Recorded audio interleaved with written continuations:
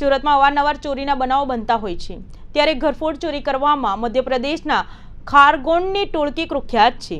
આ ટોળકીના 2 ઈસમો રાજકોટના ગાંધીગ્રામ ખાતેથી ચોરી કરીને પરત આવી રહ્યા હતા, ત્યારે ઓન પાટિયા પાસેથી બંને આરોપીને ઝડપી લેવામાં આવ્યા હતા।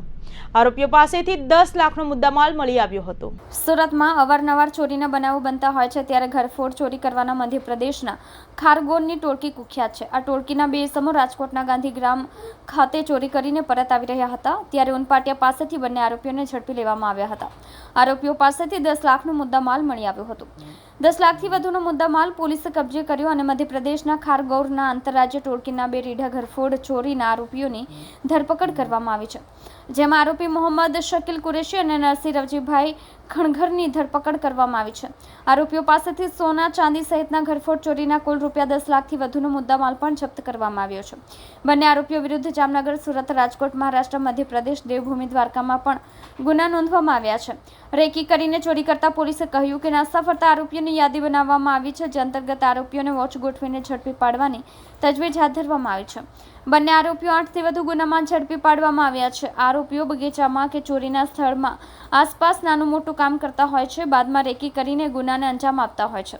હાલ રાજકોટ પોલીસને આરોપીઓ અંગેની માહિતી આપવામાં આવી છે, બાદમાં તેમને સુપરત કરવામાં આવશે।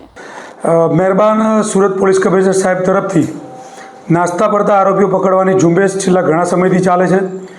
એ દરમિયાન અમે અલગ અલગ સ્ટેટમાંથી જે નાસ્તા ફરતા આરોપીઓ હોય, જે સુરત શહેરમાં રહેતા હોય, એની યાદીઓ મંગાવેલ।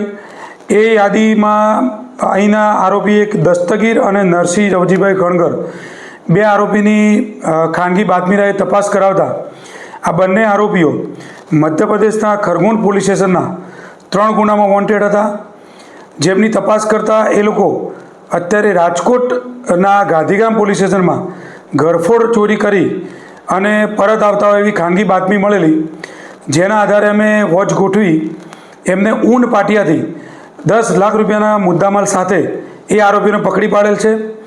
ત્યારબાદ એમની સઘન પૂછપરછ કરતાં બંને આરોપીઓના વિરુદ્ધમાં જે આરોપી નંબર 1 છે દસ્તગીર, એના વિરુદ્ધમાં એમપીમાં 3 ગુના, રાજકોટમાં 1 અને ધુલિયામાં 1 ગુના તથા આરોપી નંબર 2 નરસિંહ છે, એના વિરુદ્ધમાં 8 ગુનામાં વોન્ટેડ આરોપી છે।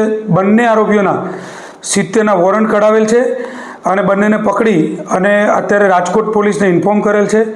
રાજકોટ પોલીસને આગળની તપાસ માટે બંને આરોપીઓને સુપ્રત કરવામાં આવે છે। બંનેની એમઓ શું હતી? બંનેની એમઓ અલગ અલગ જગ્યાએ રહેવાનું અને મોટાભાગે એ લોકો ઘરફોડ ચોરીઓ કરે છે। એના આજુબાજુના વિસ્તારમાં, બગીચામાં ત્યાં કોઈ પણ નાનું મોટું કામ કરવાનું ચાલુ કરે અને રેકી કર્યા પછી આ મોટી ઘરફોડ ચોરીને અંજામ આપે છે।